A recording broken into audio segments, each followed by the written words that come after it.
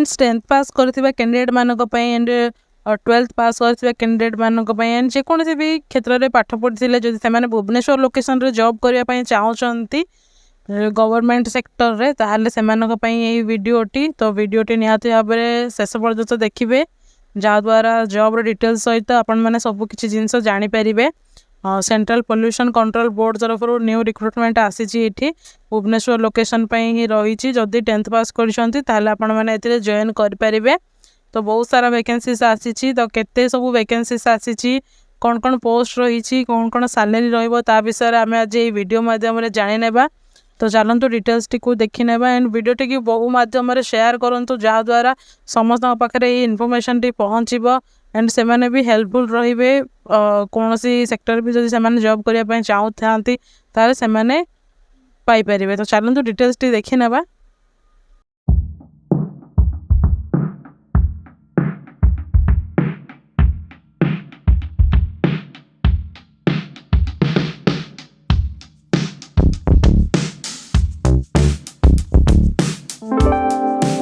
Hello friends नमस्कार जय जगन्नाथ आपण मानक आम YouTube channel join to job रे बहुत बहुत स्वागत जनाऊँ। फ्रेंड्स आज आम यही वीडियो डिटेल्स टी जानिबा सीपीसीबी रिक्रुटमेंट 2025 कौन कौन सब वैकेंसीज रही देखा सेंट्रल पोल्यूशन कंट्रोल बोर्ड तरफ जदि आपण मैंने आम चैनल को प्रथम थर कर आसते चैनल को सब्सक्राइब करने एंड पाखे बेल आइकन को ऑन रखिए जहाँद्वारा आपण मैंने यही भाव में न्यू न्यू जॉब अपडेट सब पाइबा सहित बहुत सारा इनफॉर्मेटिव वीडियोस भी आपण मैंने आम चैनल माध्यम पाइपर। तो चलतु डिटेल्स टी देखि नेबा। Central Pollution Board recruitment 2025 for 69 post of assistant MTS and more post candidate with BCom BTech BE LLB diploma 12th 10th MSc can apply online. The online application opens on April 7 2025 and closes on April 28 2025. The candidates shall apply online through CPCB website cpcb.nic.in। तो किभଳି भाबरे apply करेंगे ताहा भी आपण माने ए video माध्यम रे last रे जानि सारिबे स्टेप वाइज स्टेप डिटेल्स रे जानि नेबा। CPCB assistant MTS and more post recruitment 2025 notification PDF has been released on 8 April 2025 at cpcb.nic.in। Check the complete job details, vacancy, age limit, application fees, selection process and how to apply from the article। चलतु देखिबा details टी देखंतु एटी 69 vacancy आसी 69 post रही brief information रे देखि नेबा एटी। The Central Pollution Control Board assistant MTS and more post recruitment 2025 notification was published on 8 April 2025 and the last date of to the apply for this job is 28 April 2025. Those candidates who are interested in the vacancy details and completed all eligibility criteria can read the notification and apply। तो देखंतु एठी application fees रही 2 hours of exam हबो जेहेतु एठी रही total 1000 रही 1 hour exam bye एठी 500 रही for SC ST candidate and PWBD ex serviceman and women candidate मानक पे नील रही। All candidate are required to register and pay a test session charges of 250 for 2 hour test and 150 for 1 hour test. तो ये समस्त को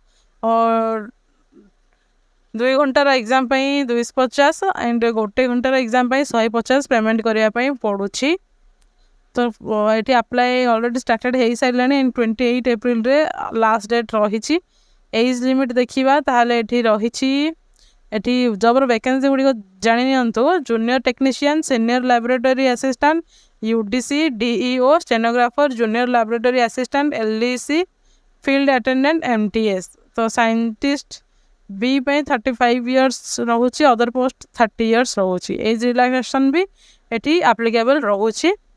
तो scientist B level 10 in the pay matrix 56,100 to 1,77,500 एटी salary रही and assistant law officer रही 44,000 1,42,000 and senior technical supervisor रोची 44,000 ରୁ 1,42,000 रोचे एंड सीनियर साइंटिफिक असिस्टेंट रोचे 35,000 रू 1,12,000 रोचे रही टेक्निकल सुपरवाइजर रोचे 35,000 रू 1,12,000 रोचे असिस्टेंट रोचे ये 35,000 रू 1,12,000 अकाउंट असिस्टेंट रोचे 35,000 रू 1,12,000 रोचे एंड जूनियर ट्रांसलेटर रोचे 35,000 रू 1,12,000 रोचे सीनियर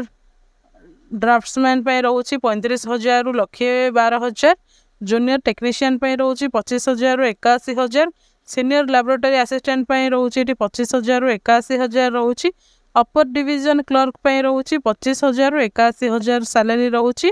डाटा एंट्री ऑपरेटर रही 25,000 रू 81,000 स्टेनोग्राफर रही 25,000 रू 81,000 एंड जूनियर लैबोरेटरी असिस्टेंट रही 19,000 रू 63,000 लोअर डिवीजन क्लर्क रही 19,000 रू 63,000 रही एंड फील्ड अटेंडेंट रही 18,000 रू 56,000 टंका रही एमटीएस मल्टीटास्किंग स्टाफ मानक 18,000 रू 56,000 टंका रही तो बहुत सारा भल सैलरी रही जदि आपण मैंने अप्लाई करने चाहते ऑनलाइन ही अप्लाई करें तो आम नेक्स्ट स्टेप तो निहाती भाव में देखा तो देखो ये सीपीसी रिक्रुटमेंट 2025 वैकेंसी डिटेल्स तो ये पोस्ट नेम रही साइंटिस्ट बी 22 पोस्ट रही टोटल देखापी गले देन ये असिस्टेंट लॉ ऑफिसर गोटे पोस्ट सीनियर टेक्निकल सुपरवाइजर गोटे पोस्ट रही एंड सीनियर साइंटिफिक असिस्टेंट 4टी पोस्ट रही एंड टेक्निकल सुपरवाइजर 5टी पोस्ट रोचे असिस्टेंट 4टी पोस्ट रोचे अकाउंट्स असिस्टेंट 2टी पोस्ट रोचे जूनियर ट्रांसलेटर गोटे पोस्ट रोचे सीनियर ड्राफ्ट्समैन गोटे पोस्ट रोचे जूनियर टेक्नीशियन 2टी सीनियर लैबोरेटरी असिस्टेंट 2टी पोस्ट रही अपर डिवीजन क्लर्क 8टी डाटा एंट्री ऑपरेटर ग्रेड 2 गोटे पोस्ट रही स्टेनोग्राफर ग्रेड 3टी पोस्ट जूनियर लैबोरेटरी असिस्टेंट 2टी लोअर डिवीजन क्लर्क 5टी फील्ड अटेंडेंट गोटे मल्टीटास्किंग स्टाफ 3टी रही तो आम डिटेल्स टी को जानिले तो चलतु एवं कि भाव में अप्लाई करेंगे आम वीडियो रे डिटेल्स रे देखी नेबा तो दयाकोरी वीडियोटी को शेयर करनी बहु माध्यम तो आपण मैंने भी आमको सपोर्ट करूँ जेहेतु आपण मानी भाव में न्यू न्यू अपडेट सब आम आणिकी आसीपारू तो चलतु ए कि भाव में आपण मैंने अप्लाई करेंगे आम देखी ना तो फ्रेंड्स देखंतु आपण माने ऑफिशियल वेबसाइट रे पहुँचले आपण मानको एई भाव में इंटरफेस टी ओपन हो जिवो तो ये आपण मैंने न्यू रे रजिस्टर करने चाहिए ताहले क्लिक हियर टू रजिस्टर ऊपर क्लिक करेंगे देन जदि आपण माने पूर्वरु एही ओपीसीबी सॉरी सीपीसीबी रे जदि किछि अप्लाई करिसंती ताहले आपण माने एठी लॉगिन करि नेबे तो चलंतु एठी लॉगिन करि नेबा प्रथमे